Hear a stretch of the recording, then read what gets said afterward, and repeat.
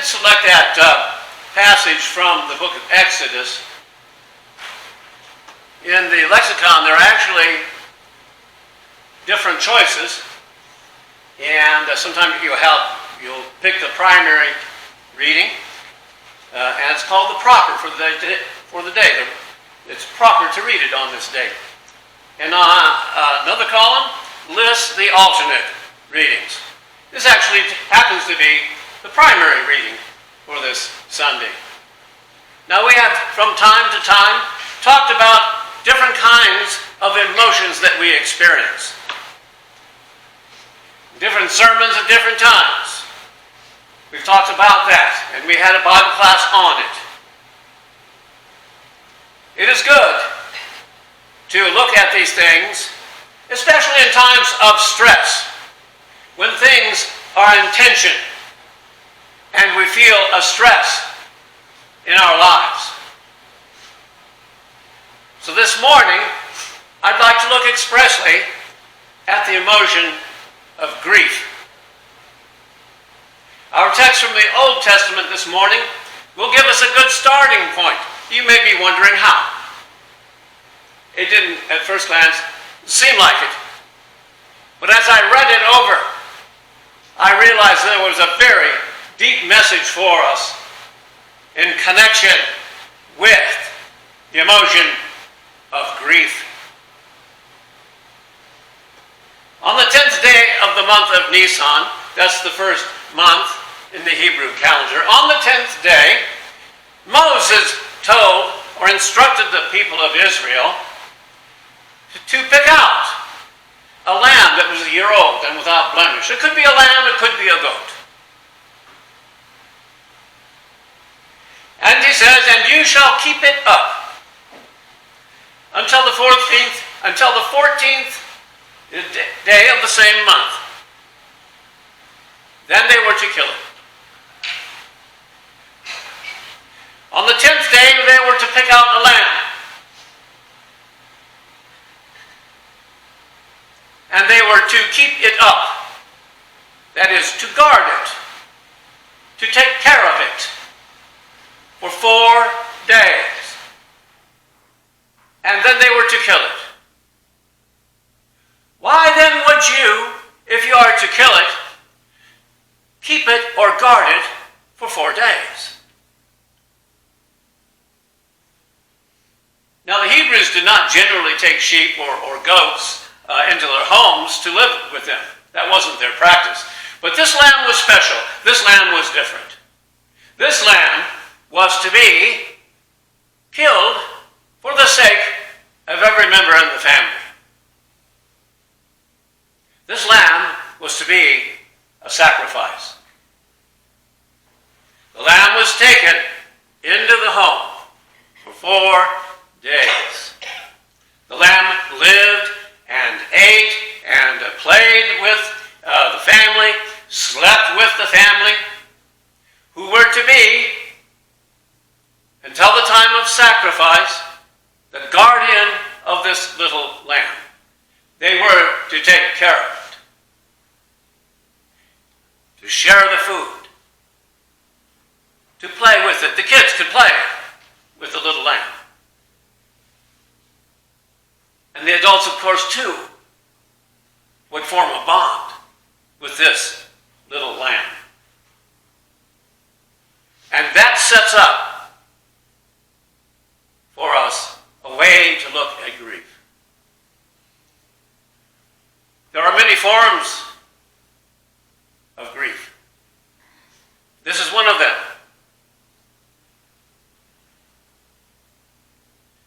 They have kept the lamb for 4 days, just long enough for the little ones to fall in love with it. Just long enough for the parents to anticipate this thing that was to come. Not a joyful thing at all, but a terrible thing. To be followed by grief. For those who have lost their dear loved ones, that form of grief is very well known. Hundreds of thousands of people in our country and in other countries around the world have suffered the loss of dear loved ones due to the coronavirus. That grief is just too well known. There was a wonderful woman who took it upon herself to make a special study of grief, of the grief process. Her name is Elizabeth Kubler-Ross. Elizabeth devoted her life to studying grief. That is, the grief process. There is a process she discovered. Perhaps many of us may have, or some have, heard of the 5 stages of grief. It begins with denial, followed by anger, and then the stage of bargaining, finally depression, and then acceptance. Some name 6 stages. The stage of finding meaning. But we're going to look at this from a faith-centered point of view, which I will get to at the end.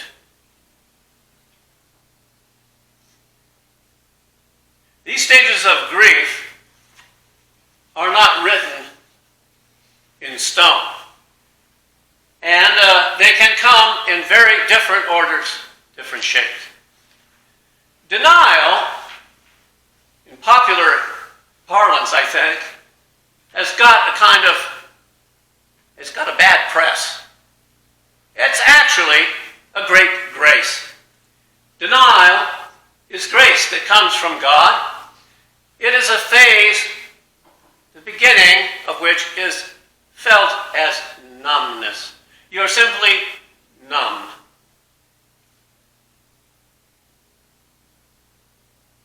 When a loved one is lost, we may say things like, "This can't be true."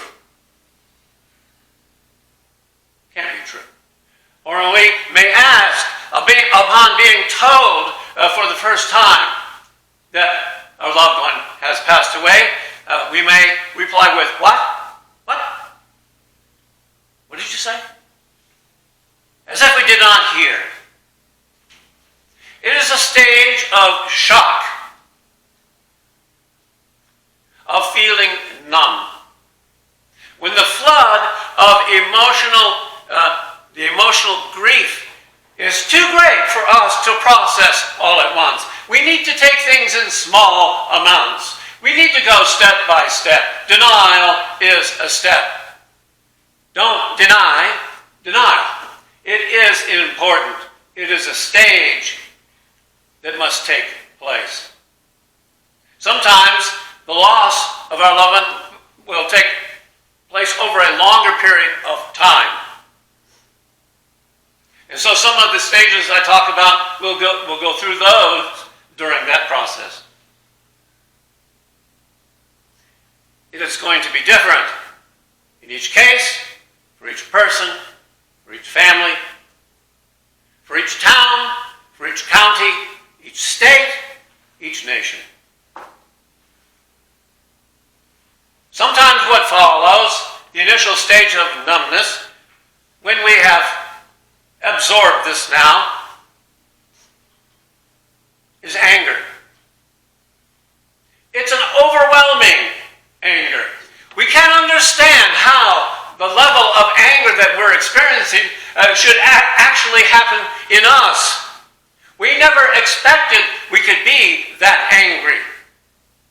But we are. Some say, I'm not sure, but some say that anger is our strongest emotion. It blots out everything else.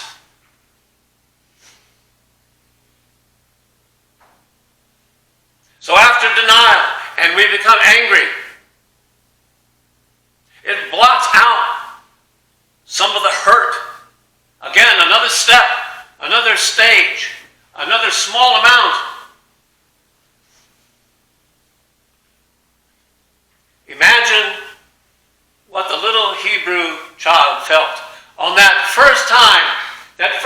Passover that they can really understand what's going on. Imagine what she felt when she went to the place, the little blanket perhaps where the lamb would sleep, and the lamb was not there.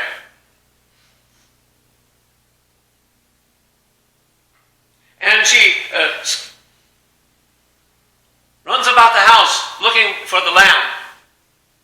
And the daddy then picks her up and puts her on his knee and says to her, "Do you remember what I said to you about what this evening would be? About what this lamb meant?"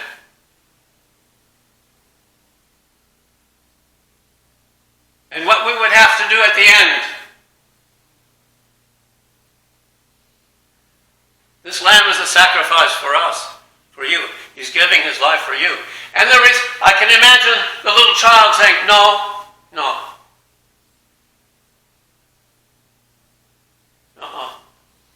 Jumps down and runs outside to look for the little lamb. After a while, she comes back and can't find the little lamb. Will she be angry? She may be. Will the anger be mixed with tears? Maybe. Will she be angry at Daddy and Mommy? Yes, maybe. What would the teenager feel?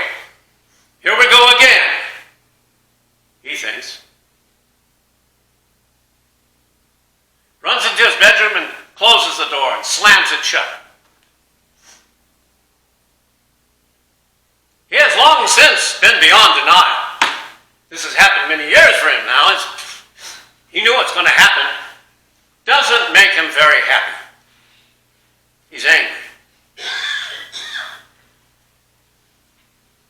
After a while, this stage of anger, we do hope, passes.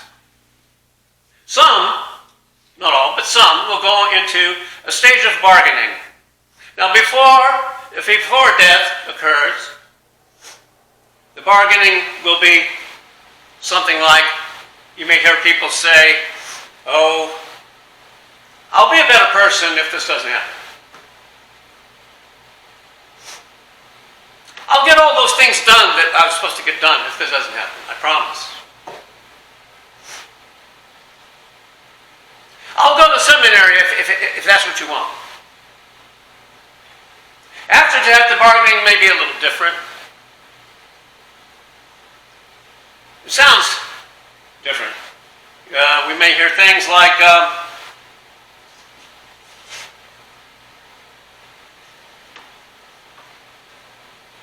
"It should have been me. Why couldn't it have been me?" Or, "What if I had done this instead of that?"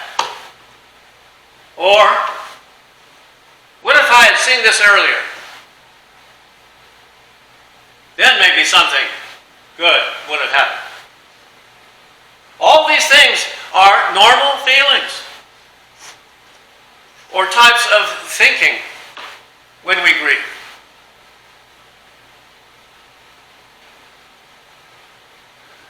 Then we may enter a stage of depression. Now this is different from clinical depression, which is a disease. This depression is different. It's just sadness. A deep, deep sadness. A sadness deeper than we've ever felt before. A sadness that we didn't think we could even get to. This is a normal part of grief and is different from clinical depression. And then comes the last stage, which we call acceptance. The acceptance stage of grief. This is really nothing more or less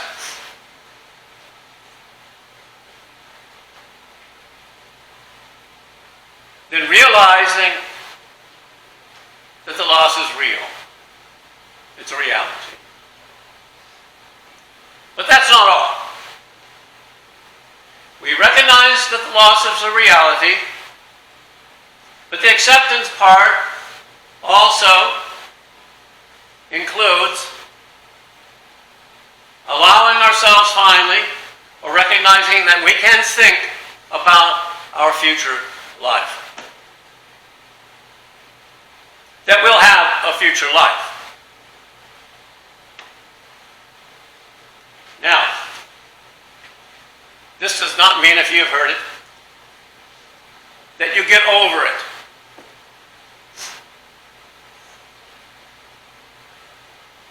It's not something you just get over with as if it never happened.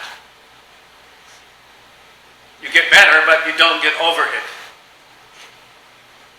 Nor does it suddenly mean that you'll be happy and cheerful again. Though that will happen in time. Or that you are okay with the loss somehow. No one's ever okay with the loss of a loved one. Acceptance just means you know it happened. The loss is a reality. That now you can begin thinking about your future life.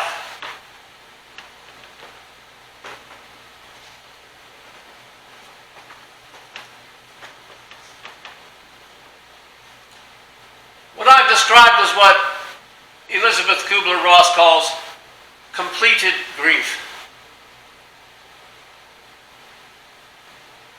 It's a stage that has an end. All these stages.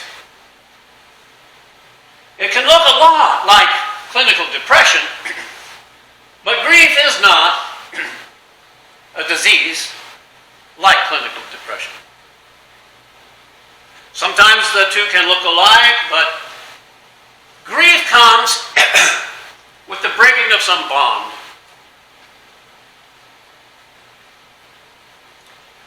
There is some attachment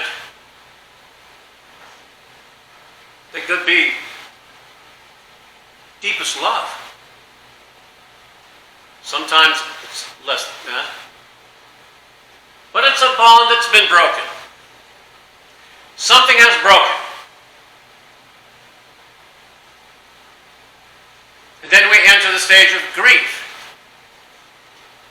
We begin to miss what is gone. The bond or attachment could be to a person. We've talked about that. But it could be to something else, like a memento we lost, or a ring. A ring with special significance. That if I lost it would make me sad. It could be in the form of a pen. I've lost my pens sometimes. And I have to think about it and analyze it. Why am I so upset about this pen? Until I realize it was given to me as a gift from someone special to me.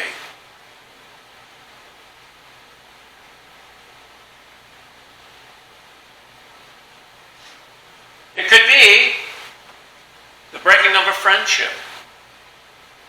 In this time, a sort of unique time,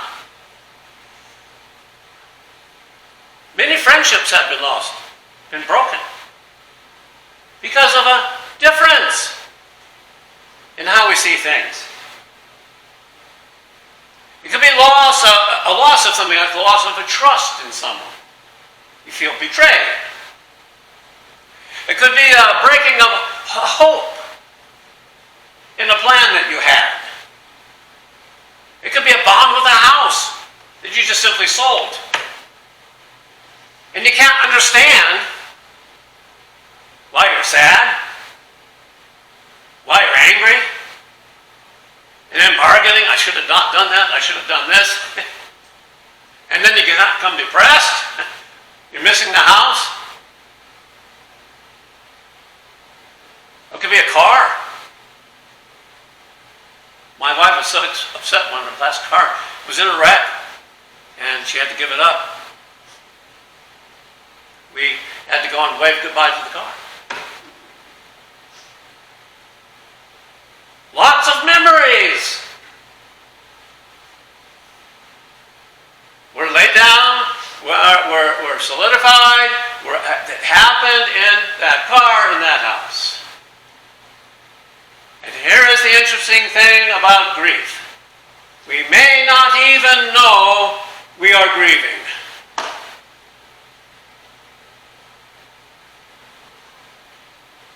Because we did not understand the nature of the bond that was broken.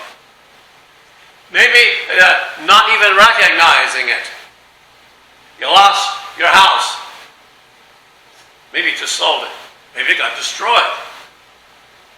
Suddenly you have all these emotions you're feeling. You can't figure out where they come from. We don't know what's happening. This can happen in many ways. But one way, very relevant to our times now, this current situation, is that these emotions, these stages, sadness, anger, and so forth, bargaining, all of these things, depression, not clinical depression, but deep sadness, can be induced in us.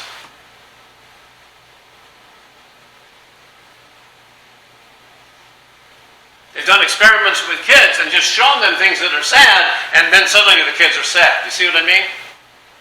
You're watching things, you're hearing things, and those things induce in you a sense of sadness, anger, bargaining, depression, the whole thing. But you don't get to acceptance until you realize what it is that's going on.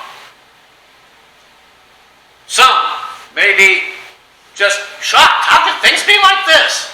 And can't even get on to the anger part. Others get stuck in the anger part and become so angry that they go out into the streets and riot. They do things, they're breaking things that make no sense.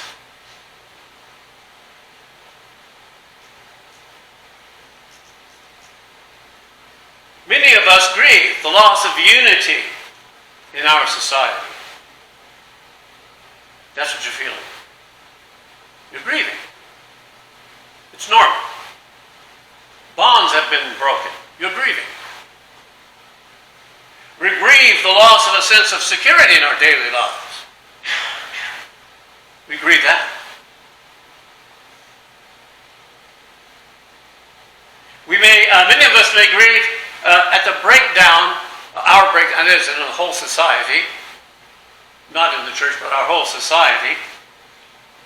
Breakdown of ability to speak to one another meaningfully. Can't speak about certain things. Now that does happen in the church as well. We grieve the breakdown of the bond of trust with our fellow citizens. Now some of this incomplete grief, again, can surface in the form of extreme anger, boiling over into violence. For those who have placed their hope in a political outcome that did not materialize. Or the fortunes may be reversed in the next political contest, and people will grieve the other way. Now let's talk about the proper response to these things. The proper response to any of this unrecognized grief. If it's unrecognized, you can't really get to it. So, to recognize it. I don't know if you remember, there was a celebrity named Chelsea Handler. And I never watched her program, but I guess it was a popular program. And she was thrown into a great sadness, anger, bargaining, depression, the whole thing, over an election. This is going to happen to us in 2018, 2016, 2020. But Chelsea had to seek psychiatric help because she could not live this way anymore. And she found out that this thing that was occurring to her was linked to a past event she didn't remember anymore and had failed to grieve. Bad word, not failed to grieve. That she didn't grieve over. She hadn't recognized it. The proper response to any of this unrecognized grief is for us as believers not to respond in anger or violence in kind. The proper response is to move on. In and through Jesus Christ, to move on. We've recognized the grief. Now we must move on to the next stage of grief. That's the proper thing to do. We're out of the state of denial. This thing has happened. Our country's not operating correctly. Things are not well. I'm sad. I've moved on to the next stage of grief. Or I may be angry and not know why I'm angry.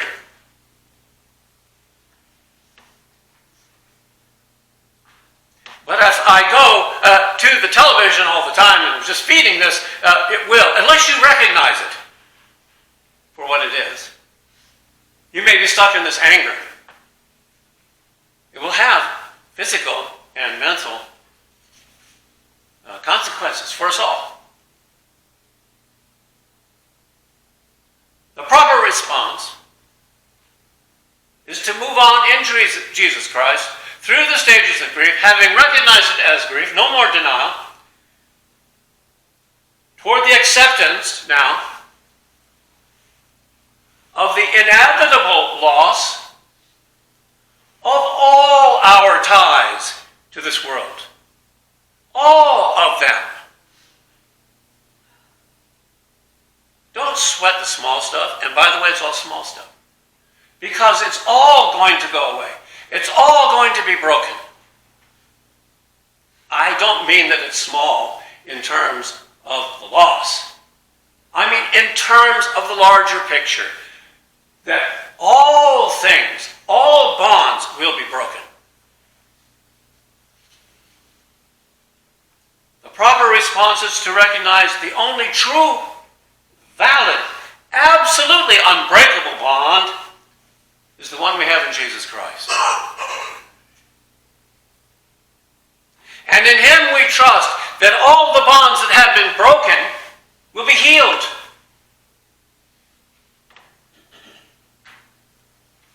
So you can move on through the stages of grief, recognizing what it is for what it is, and pray to the Savior to help us move on. All other bonds we have been broken or will be broken. All of them. We cannot live in the stage of denial of that supreme fact. That's the stage of numbness. Many of us have become numb to horrible events that we see it all the time. And so we deny it's there. The solution is to move on in the stage of grief. You remember that I said the stage of acceptance in the grief process just means that you know it's real, and now you can start thinking about your future life. But for those of the faith, this must be taken to another stage, another level. Part of your thinking about the future life here on earth should include the inevitability of the end of that future life. None of us are getting out of here alive. None of us.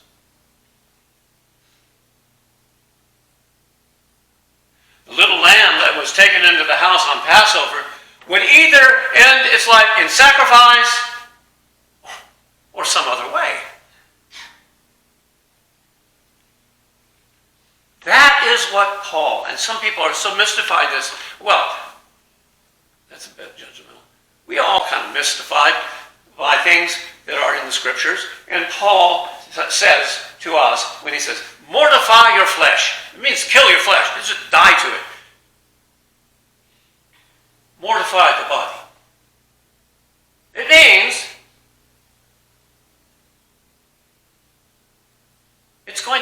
recognize it's going to end, then you will become free. That's how you become free.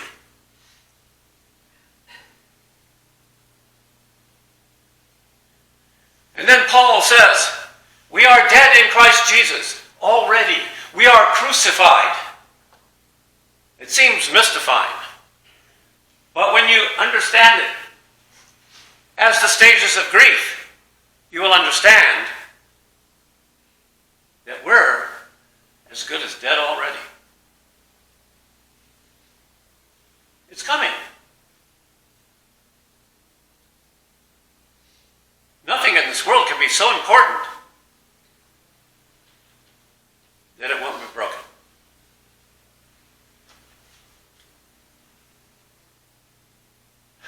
None of us are getting out of here alive. We know that. We've always known that. But do we recognize it as grieving? This is the last sentence. If any of our hopes, bonds, attachments are to anything in this world, we should begin now to grieve the eventual loss of all of them. How can we do something as radical as that? As Christians, we can.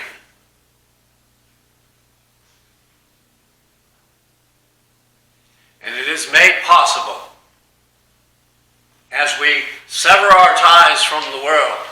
This is made possible by Jesus Christ, who has overcome the world.